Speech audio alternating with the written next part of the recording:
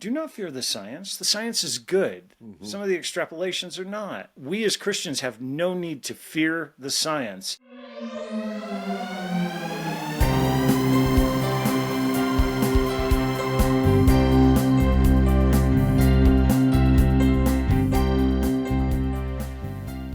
Greetings to the brightest audience in the country. Welcome to Real Science Radio. I'm Fred Williams. And I'm Doug McBurney. Fred, it's October 31st, and I know what everybody's thinking. It's Reformation Day. It's Reformation Day. But, Fred, bigger than that, it's the final day of our telethon to stay on the air on KLTT AM 670, the 50,000-watt blowtorch for the gospel, right there in Denver, Colorado. And we need people's help. Folks, if you want to advertise your business or your product, you can advertise, you can sponsor a show for $200. You can sponsor a whole month for just $800 a month. You can subscribe to the RSR archives, go to the store, buy some of our products. We're not going to take up a lot of your time because we know you have Reformation Day plans, but it is the final day of the telethon. So help us stay on the air, $20,000. If you can write that one check right now, please do that. Okay, now Fred, what do we got for Reformation Day? So for Reformation Day, we have joining us in the studio, Dwayne Bartley. Wow. It's such an honor to have you here, Dwayne. So he's a researcher he's been challenging mainstream science for quite a long time. I've heard you give a talk at Rocky Mountain Creation Fellowship. You're now the vice president. And I just had to have you on the radio because people need to know about you. You've done so much research. You know, like every little crevice and corner of really science in general. And we're going to talk today about the dangers of settled science. And I'm just looking forward to hear what you have to say about it. And I know, Doug, you mentioned something off air about peanut allergies. And I think that plays in. There's a recent study on that, right? Yes. And now, Dwayne, before we get to that, we also want to point out that Dwayne earns a living in the real world as an electrical engineer making products that people actually buy. So he doesn't work for a think tank or a university or he works in the real world. I was going to say I actually have to earn it. No, don't say that. Currently I am building a power plant that keeps our men and women in uniform safe downrange. And so it's a big deal. And most of my career has been in failure analysis. So I have spent a long time looking at quote unquote settled science. And from a failure analysis standpoint, it's not an intuitive field, failure analysis. There's a lot of things where you go, wait, follow that either backwards or forwards in time. Follow that through the process of cause and effect.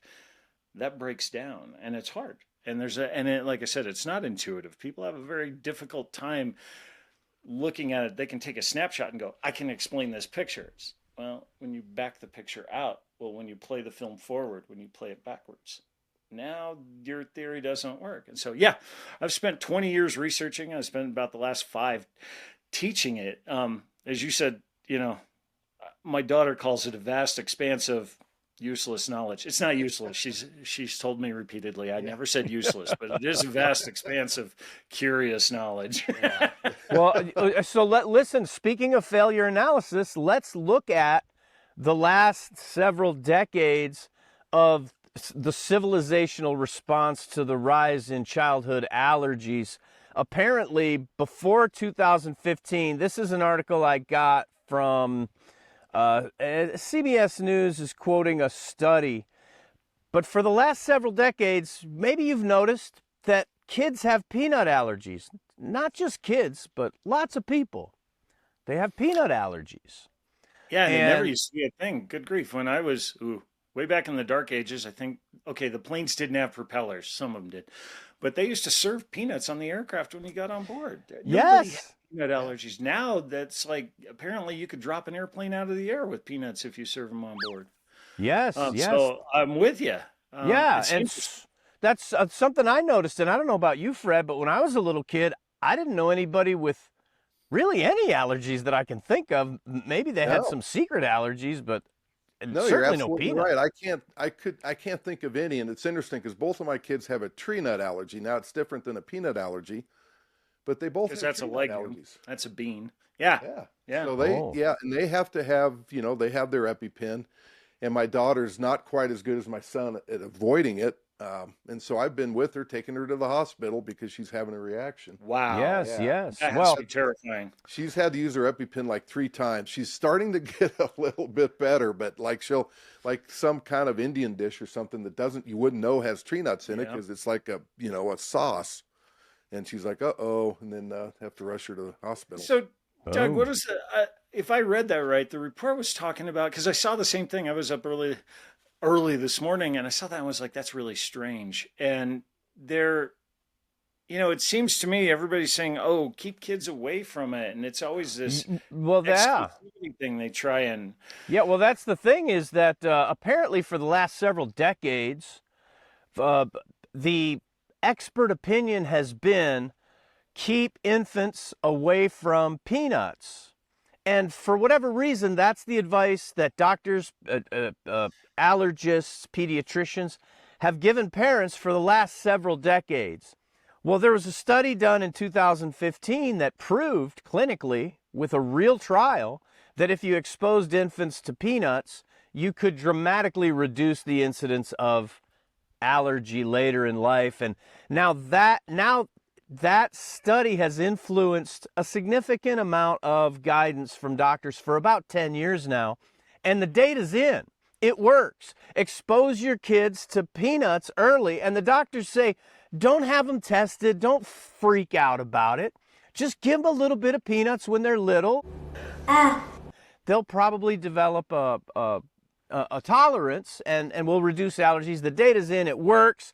And when you read the article and look at why did we accept the advice to keep our kids away from peanuts, and there doesn't seem to be a reason, Dwayne. It seems No. like somebody said it was an expert's opinion and everybody just said, oh, well, it's the expert's Yeah, opinion. the experts, settled And- science. Yeah. Well, you know, it's like, well, somebody was near water and drowned. Well, the answer to that is don't go near the water. And hold on. There's, you know, besides, I'm pretty sure that's some form of child abuse. If you remove peanuts from a kid, where does the peanut butter and jelly sandwich come from? I mean, that's child abuse right there. That's Right? just, you're no longer qualified to be a parent if your kid can't have a PB&J. I'm done. I'm sorry. America was built on peanut butter and jelly. And so, yeah, there's something wrong with we should have known. We should have had some suspicions right You there. can just, it should just be a natural dislike because there's certain people that don't like certain kinds of foods. If Ryan was here right now, he'd tell you, hey, look, I don't have a peanut allergy, but I hate peanut butter. So Oh, It's man. funny. we have I have a a- kid that hates peanut butter. I have a brother-in-law says he can't stand cheese, but he likes pizza, and I have to go, wait. Or it's tomatoes. It might Yeah. be tomatoes. I apologize. It might be tomatoes. I was like, wait. I wonder, and I want you both of you to address this. I think it's quite possible that the reason the expert's opinion was accepted so nonchalantly was just an accidental, incidental misreading of creation versus evolution. So if you don't look at our immune system and our bodies as a created system designed for a purpose, and you look at it as an accidental hodgepodge of parts that just evolved by chance, you might not understand that the immunologic response is best built up by exposing the person to small amounts. You might not understand the immune system if you think it just evolved, is what I'm trying to say, and that's just dumb. And I don't know, you know, like you said, you have the smartest audience, so they'll hopefully forgive me for a bit of this, but that's where it happens a lot. That's where the arrogance of science, and especially medicine, comes in. It's like, well, yeah, we can't trust the body. We need to take that over and run it intelligently. So the intelligent thing is to remove peanuts from the environment. And that there's so much more that goes into. You know, we've virtually sterilized the world of an infant. When I was a kid, Yeah, you had to have a tablespoon of dirt daily, guaranteed. You know, and it's like, absolutely. I mean, my parents also said go play in the intersection, but it never made me allergic to cars, so it might play a role. But you look at that and they say we need to take this over, and they never stop to realize that hey, the immune system is an amazing system. I mean, you really break that down. I mean, from platelets on out, the body's ability to do that. And if you don't give it the smorgasbord of, hey, this is what's in the world, and you Yeah. need to learn what that is and react to it, God built an amazing immune system in There's the us. problem. That's the problem right there, is that the majority of people educated in the public schools and the public universities, we got to the point where we didn't think about God first. And so Right. we end up with some expert. I mean, I don't know how many children have died from anaphylactic shock from peanut allergies, but it's a significant number.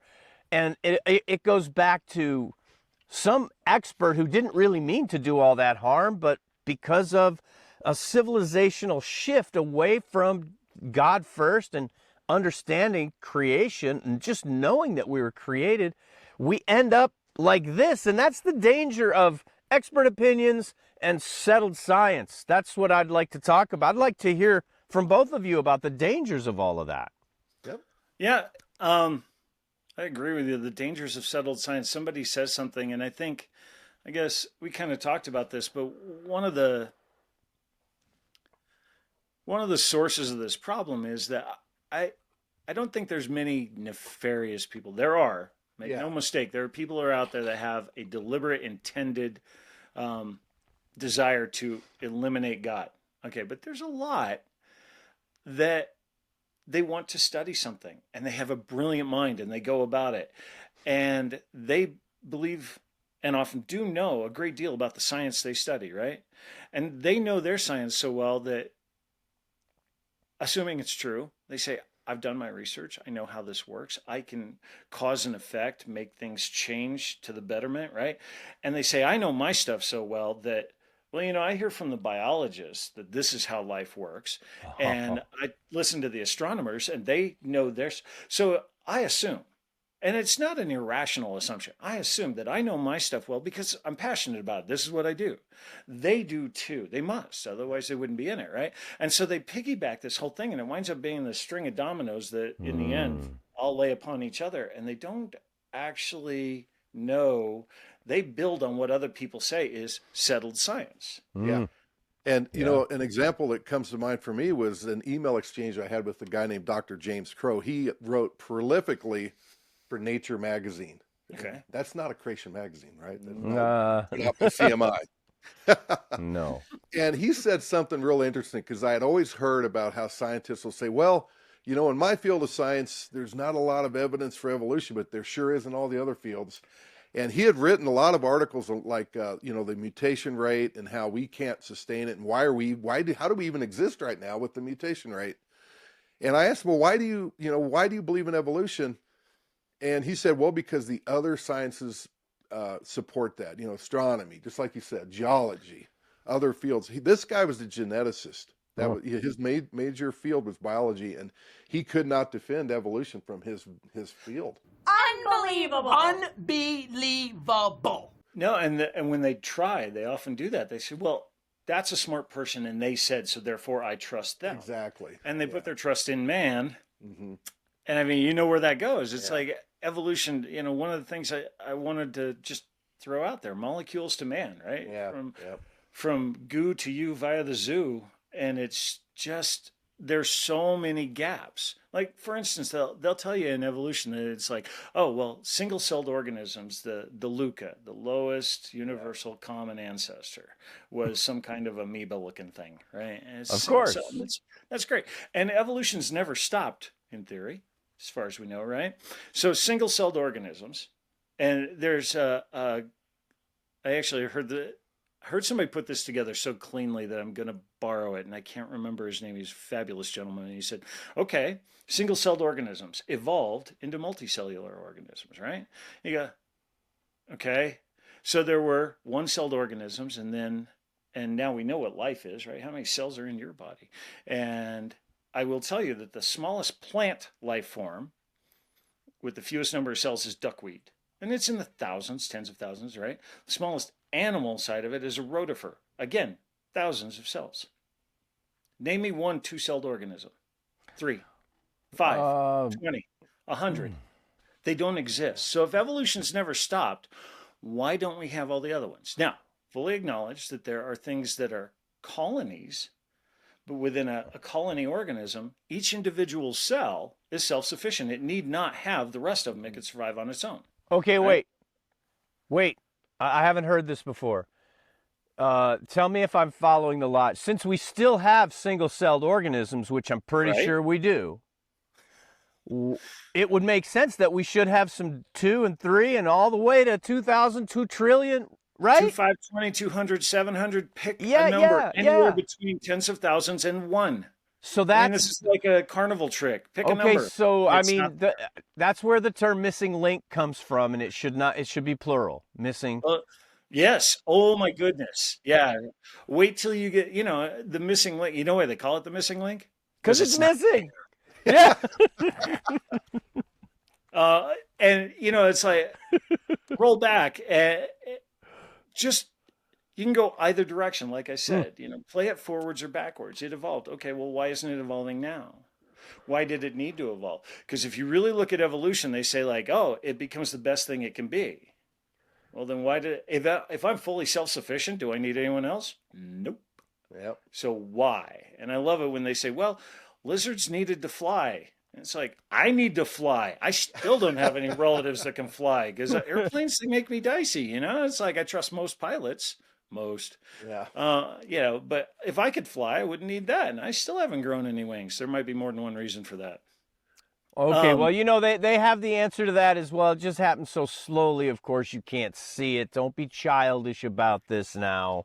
Or it happened so fast you didn't see it. Well, there is the... Well, what do you need? What do you like? Like I said, been researching it for 20 years, right? Yep. And I love those moments where you get smacked across the back of the head with a 2x4. The Cambrian explosion is a massive gap in their theory because there's no predecessors to that. We find a layer, and we won't go into the circular logic of how do we know how old the layer is because of the fossils in it. How do you know how old the fossils are?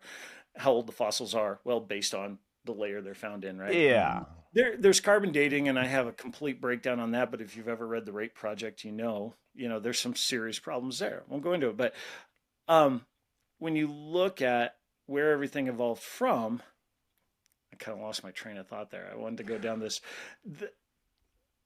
Every one of those animals that's evolved, no matter where you find them, at the Cambrian explosion, there was no predecessor. It's not a tree, the tree of life, my bad. It's a lawn. All of a sudden, we find this one layer and everything goes, and it has no predecessors whatsoever in any layer anywhere on the planet. There's no predecessors. Yeah. And then they build them and they say, well, its predecessor was this and this. And I watched one the other day and I swear I was laughing at it so hard because they have all these little circles and say, and this animal became this one. They're all blank until the ones that you can actually find. And then they're pictures. And if you look at the number of dots versus the number of pictures, you're like, wow, that's a lot of dots. You had to connect a lot to get here. Well, you can go, anybody listening to the show, and if you're an evolutionist, go grab a textbook, one of your science books, on the evolution of dinosaurs, and they'll show these different dinosaurs, and guess what? They've got dashed lines and other creatures, and that means they don't have any evidence of this alleged evolution. They've got dashed lines, so they want you to believe in their dashed lines. One of the funniest things that came out of that on the dinosaurs, it's like birds evolved from dinosaurs, right? So dinosaurs in general, they have two distinctly different hip formations, and one is bird-like and one is lizard-like.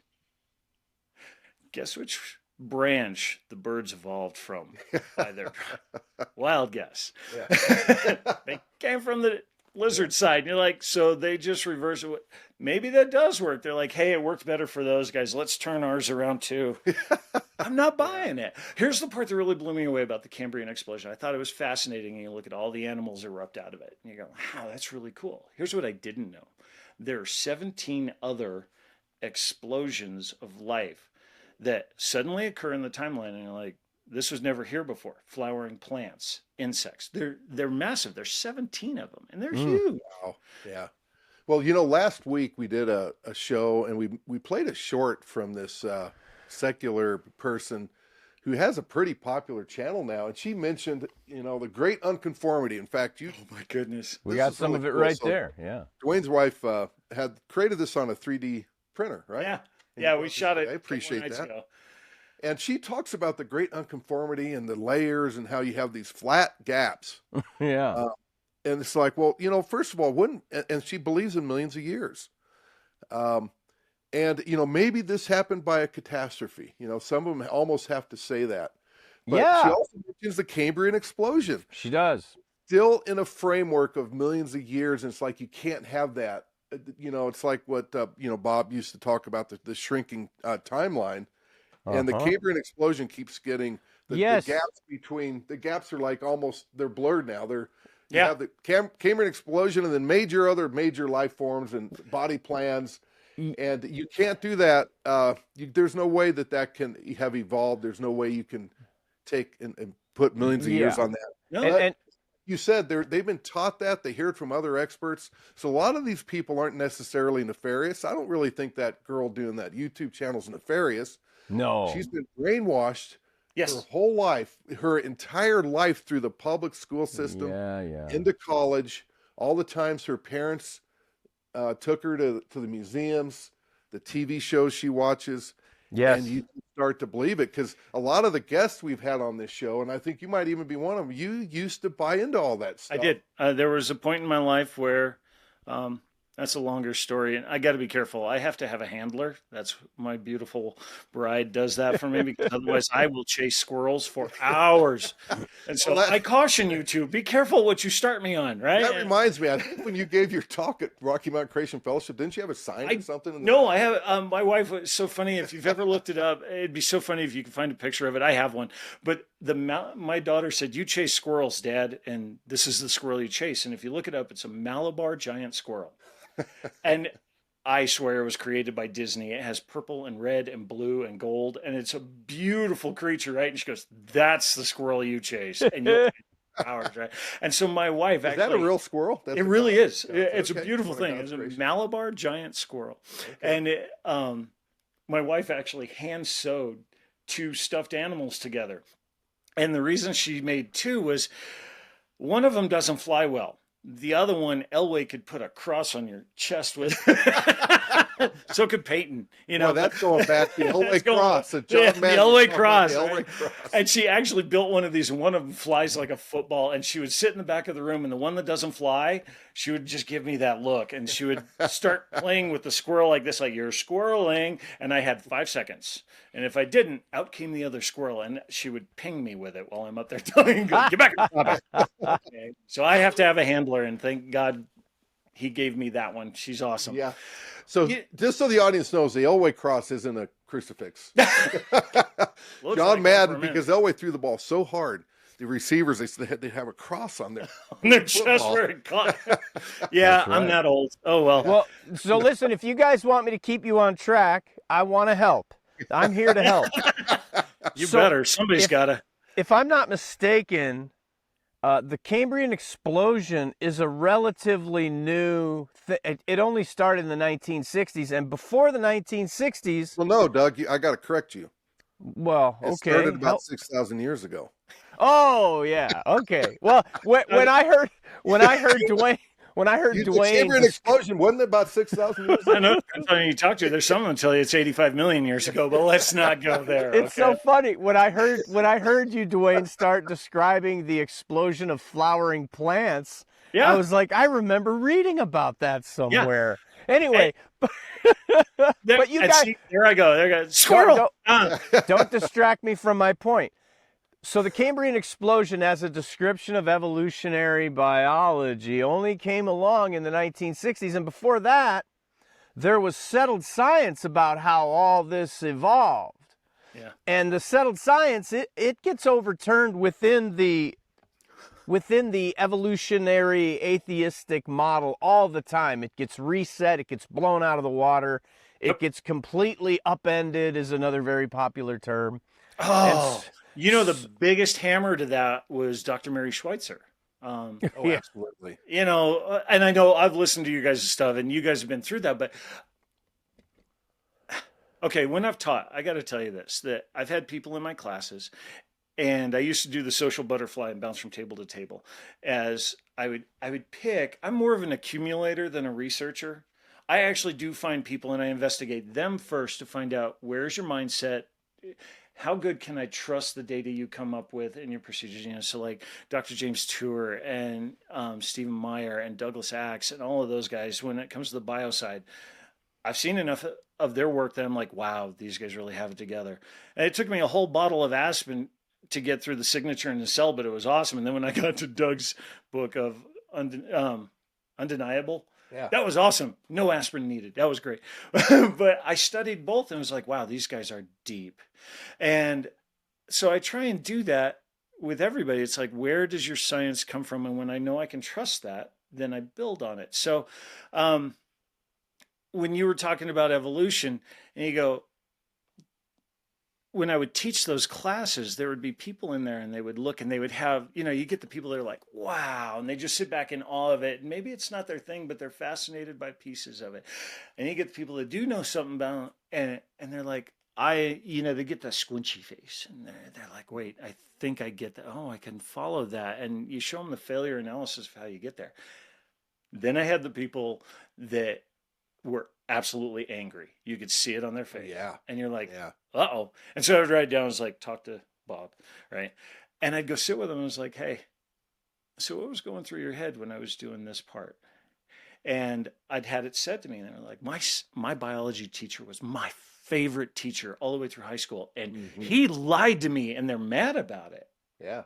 And I'm like, I understand. And I would always have to do the same thing. And this is the hardest part, even for me, from a scientific standpoint. When somebody's just dead wrong, you want to be binary and go, you were wrong. This is right. Move forward. And when they don't, I'm frustrated with that. And the hardest part is to correct them in love. And I am not good at that when it comes to the sciences. But these people would be mad. And I was like, hold on. I want you to consider. And they would take it as a personal affront. Like, he lied to me. And you're like, let me offer a thought. You ever considered that he was lied to? Yeah. Have you ever thought that he's teaching you what he believes to be true because nobody's ever showed him anything different? And then I'd always flip the coin on him and go, were you their favorite student? Yeah. I used to spend, an hour after class talking to him. And it's like, have you ever considered you might be the only person that could reach them? Yeah, good point. And bring it back. Yeah. And that was Very hard. good. And so you see it. You see it in the world where they're like, when people find out that it's not true. But that's why I say they're not nefarious. People study this and they're like, hey, this guy who has a PhD told me that this is what I need to study because this is fact. And that's why settled science can be so hard. And there is good science. There's excellent science out there. And there's a great deal of it. So I don't want to say all science is wrong. That is 180 degrees from the direction we should be going. The problem comes when the hard science, the good science, says, well, we figured this out. Great. The next rock solid point that we can see is that one. So now everybody extrapolates. They use sometimes their imagination. They take their best guess. And I'm not condemning them for that. That is a scientific method, right? You go, I have a hypothesis, and then you try and prove it wrong. The failure comes when someone else has built the storyline and your hypothesis is influenced by that. And now all of a sudden, it's no longer real science. It's how do I get to the points that they said are definitively true when they're actually not. Yeah, and you go down the wrong path. It was Dr. Joel Brown that said, really, all science is creation science. And that's what, we're trying to let people know. So I do think this might be a good time for the interesting fact of the week. Oh, do no. it. I love it when you guys do this. I had another very deep, meaningful point that I was about to make, Fred. I'm trying to think of it real quick, and I guess we're stuck. Okay, all right. Are you intimidated by every time we have this segment and my finger's right on this red button? There's a green button and a red button. By the way, I want to let people know this is the last day of the telethon. If you were advertising your product or service, this would be the part. This is everybody's favorite part of the show. This is where we think it's possible that hundreds of millions, possibly billions of people tune in just for this segment. and your ad would appear potentially in front of 7 billion people if you were advertising right here, right now. Not just cells, whole people. Whole people. Potential. The potential audience is upwards of 7 billion viewers. All right, Fred, here we go. Okay, so here is the interesting fact of the week. How many naturally occurring elements are there on planet Earth?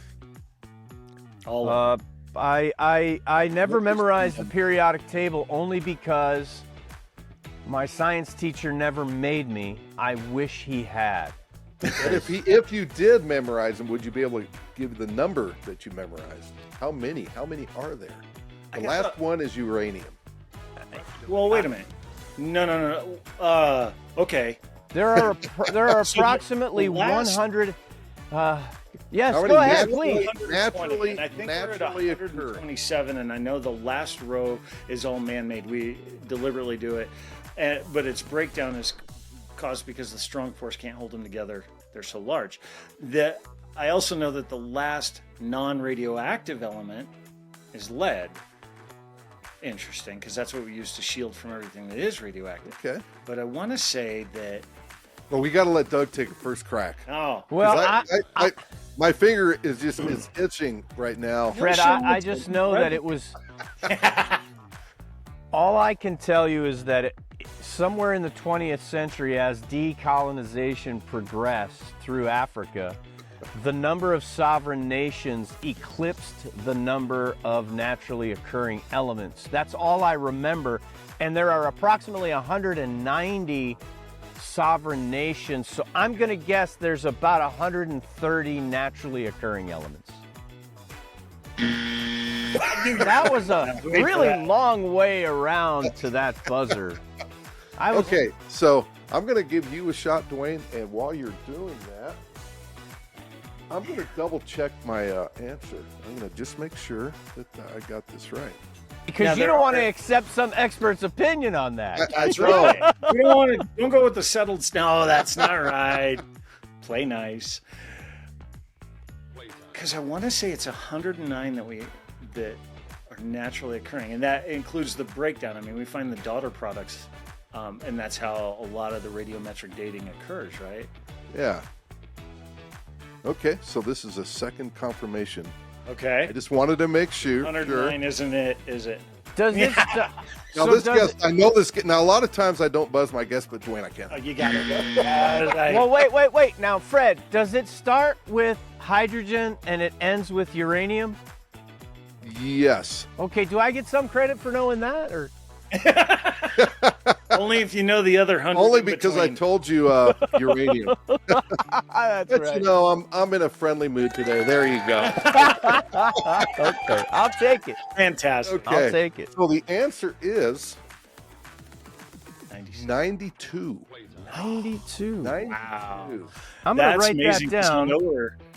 I know that we filled in the chart up over 120. We did with And, all the man-made ones. And it's fascinating that we've gotten to that point. But again, this leads into what we were talking about the settled sciences. Radiometric dating. What they're doing in the science used to figure out what is in rocks. That is beautiful, brilliant science. That is men and women in their field working very hard to actually find and use this. Now, where does the failure come from? Well, they make an assumption when they go and they do radiometric dating and they say, well, this rock is this old. They base it on, well, there's this many daughter products in it. And from that daughter product, there's only this quantity of parent product. And so it's this old. It took this long by half-life to decay to this. And then here's like an hourglass, right? Yeah, it Where is. There's And so much sand at the bottom. They say, well, this has been doing this for this long. Right. And you say, so there were no daughter products when it began? Yeah. Or Because they're assuming that. Because if there were daughter products when it began, then you're going to date that thing older than it really is. And that's where the good science with bad hypothetical leaps comes to.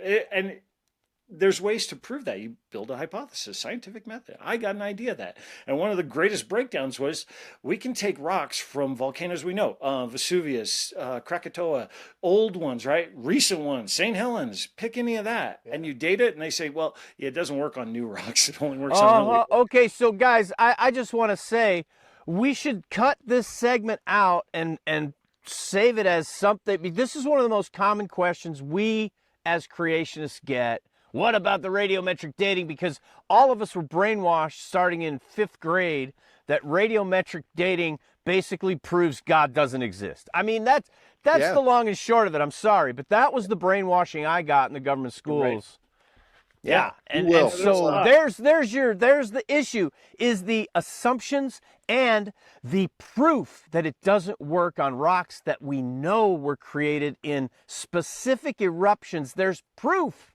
All right, I just want to. So even if we cut this out, I want to go through this because there's some big points. I mean, even if you do. We're not going to cut it out. We'll take a snippet of it and we'll make it short on YouTube. Make this a snippet. And diamonds. They'll tell you that diamonds took millions of years to be formed, right? Yep. But if you find C14 in it, there's a problem with that because you can't induce carbon into a diamond. Its crystalline structural pattern is so tight that you can't push one in, right? That's a problem. And if the whole, based on C14's half-life, it can't be. I mean, you can't make that jump to here. And so when they found it, it was actually a real problem. They said, oh, well, that's contamination. Here's a problem. Part of failure analysis is ABA testing, right? We have situation A. We took a diamond, we put it in a chamber, we tested it, came up with carbon-14. Oh, it's contamination. Fine. Same chamber, same diamond, take the diamond back out, close the door, test the chamber. No carbon-14 in the chamber. Okay, open the door, put the diamond back, close the door, retest it. Oh, 14 is back. Yeah. That's to your point, carbon-14 can't find its way into the diamond, so it's right. not contaminated in that regard. Right. Yeah. And it's amazing how many people, like you go to the store, you're diamond shopping or whatever, and Ryan and I did a man on the street where we asked people, like this one couple that just got engaged, and say, hey, how old do you think that diamond is? And then, of course, millions of years. And that's what the diamond sellers tell people because they were taught that, like you said, they're not being nefarious. They really believe it. Yeah. And by the way, my wife is always, she's like, oh, no. Because whenever they say millions of years, I'm like, those diamonds have carbon-14 in them, so they can't be millions of years old. Does your wife do what mine does? She reaches over and grabs my hand and said, don't. Yeah. So... yeah, and so many people are brainwashed on that, but diamonds can't be millions of years old. There's no way. There's no way the carbon-14 can get into such a hard, element as diamonds. So, yeah, I mean, we get into all kinds of stuff just within that. So again, radio analysis, right? Radiocarbon dating, but let's leave the dating out of it. You can take a rock, and there's different types. You have lead, uranium, lead. You have plutonium. You have polonium. There's one in strontium, I think. And I should have had it, and I failed here. So, they say you only learn from your mistakes. I've learned a lot. Well, you're a failure analysis guy. Yeah, exactly. And I should have had all of those with me, but there's different decay types. And here's one of those points where you have to go back and do the same thing. I take a singular rock, or at least, this is the sample we choose to look at, and you can radiometrically date it. And a lot of them will choose which one. And this actually was really fascinating. And the guys that did the rate project were brilliant. And I read the whole thing. It was like the thick one, aspirin. I went through that whole thing, and what's fascinating is you can take the same sample and you test it with this paradigm, uranium, lead, uranium. You can go through all of them, and what's fascinating is they all come up with a different date. You will get none of them. You will never get a radiometric date of one genre to agree with another. They're all dated. And so what they actually do, and you can read this, and this is the part that is gut-wrenching to me, because this is where a true scientist fails. They say, we look for the date that matches the answer we want. Exactly. So they try to match it to some fossil. And the others were just erroneous test results. And I just disagree with that. And they should too. And people push that whole paradigm on the people. And that's probably one of the most effective lies is the age of the earth being millions of years. Because I think a lot of people with enough common sense, a lot of people, I think it's easier for them to see through the nonsense of evolution, because evolution is just, it's so dumb. Well, you know what they say, 99.9% of scientists agree with whoever's funding them. Hey, and now earlier you mentioned, Dwayne, the hardest thing to do is to correct or admonish people in love. And That you is so you hard. guys have mentioned a term a number of times that I want to dive into just quickly, and Okay. that term is brainwashed. People Oh. have been brainwashed, right? I think I even mentioned it, right? That I'd been brainwashed. The fact is, that's not a good enough excuse. Really, what we've all been is ignorant, selfish, and lazy. And all three of those are sins. Ooh. Ignorance is a sin. Selfishness is a sin. Laziness is a sin. All of them are sins. And so the thing is that we're sinful. And the loving thing to do with someone is say, you know, I realize that you were taught this your whole life, and I understand where you're coming from because I've been there too. But the thing is, it's because we're flawed. We're sinners. And you need to not be ignorant, selfish, and lazy, and you need to actually look at what the truth is, and the truth is you're a sinner, and then let's go from there. Let's not, that's love, is to let someone know that the reason you're parroting false, settled science is because you're a sinner, and we can help what you a with great that. point. Yeah, the lazy. You think about like this no kings thing that happened a week or two ago. They do know the Kings would shut that down, right? Exactly. But it's just interviewing people and how they're like, why do you believe this? Well, because I don't know. I just believe it. You know, I've literally that's what they would say. Yeah. There's a lot You of mean them because he didn't primary you and they just gave you your next elector? Oh wait, no, that was. And then, now, but they just you know, it's part of a crowd. It's like, white is the path that leads to the destruction, and Doug, you really hit on that. It's a laziness and an ignorance that's born out of that selfish laziness to actually go out and see what is really true. I know for me, when I first started getting into creation, and I found out that the earth isn't millions of years old, I was shocked, because I was 30 years. I believed that for 30 years. I thought God had dinosaurs as pets for millions of years. I mean, all these stupid ideas.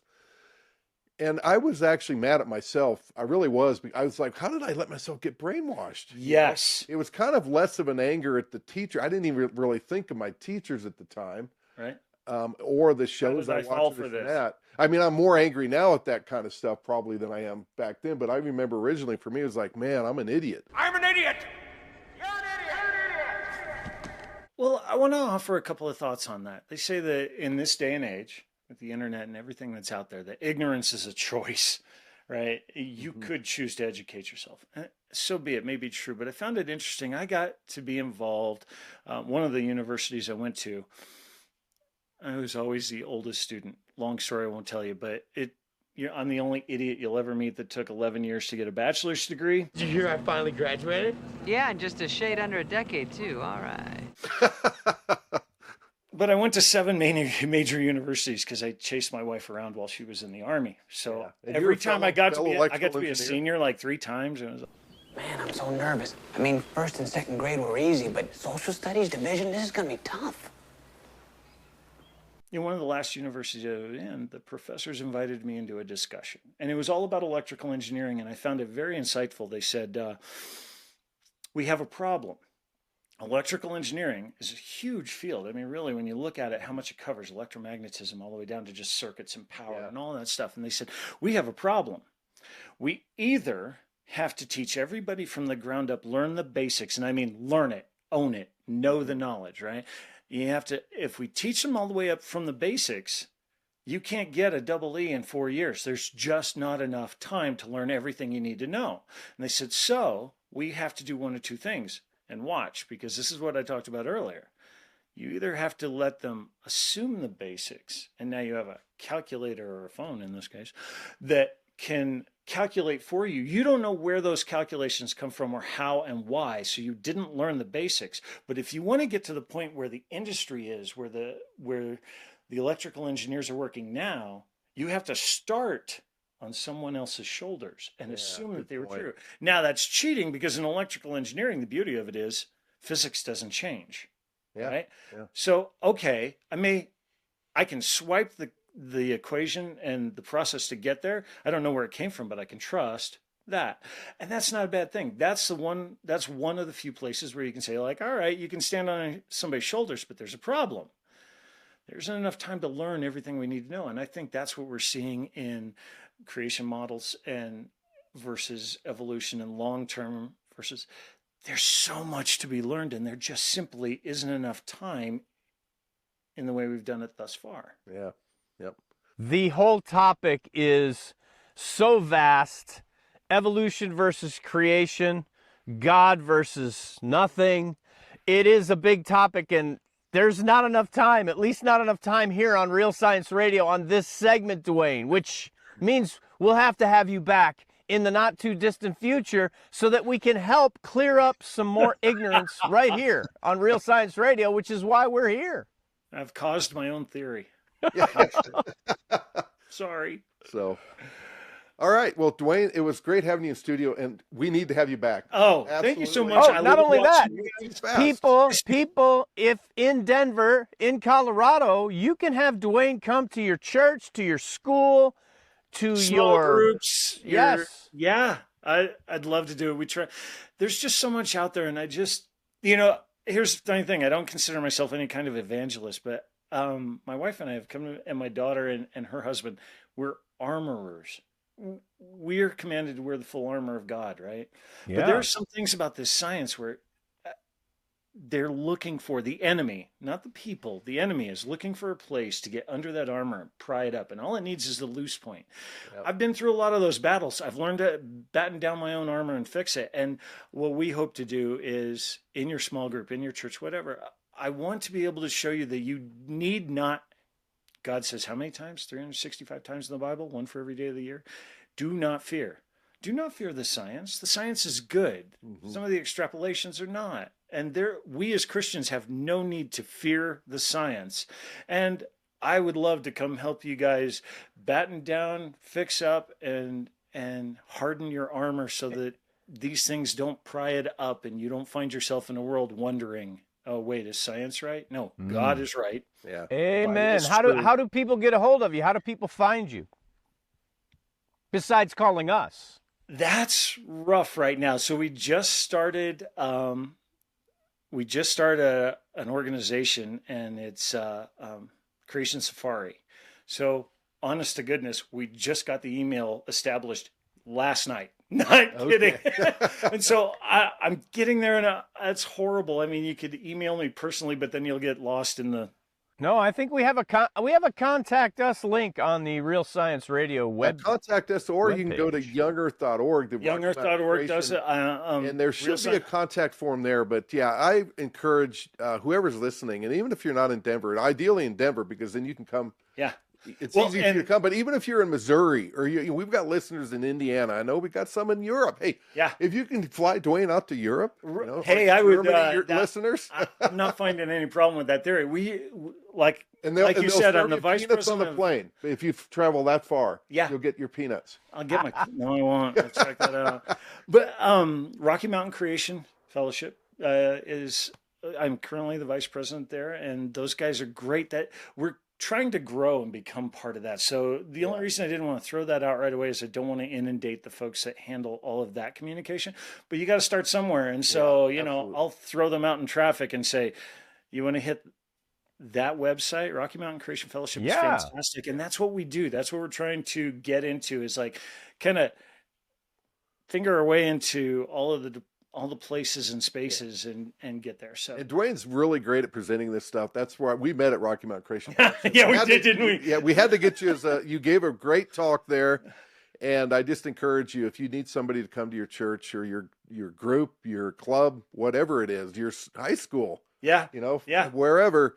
Dwayne's your guy. He's Youth great group. at presenting this stuff. He has such a vast knowledge of it. I'm so impressed with your research is phenomenal, and there's so many different topics you know about. So, Thanks. anyways, yeah, we'd love to have you again. We're going to have you on the show again. Yeah, and just so everybody knows, it's like the other thing that I've done with all of my presentations is I do target them for an age group. So even if it's a youth group, I love doing that. Yeah. And man, that is the age you need to get into, because Absolutely. it's more about teaching critical thought and going like, no, listen to what's there. I'm not telling you to ignore what they say. I'm saying think critically, look at it, Absolutely. compare it. So All right. Amen. appreciate it.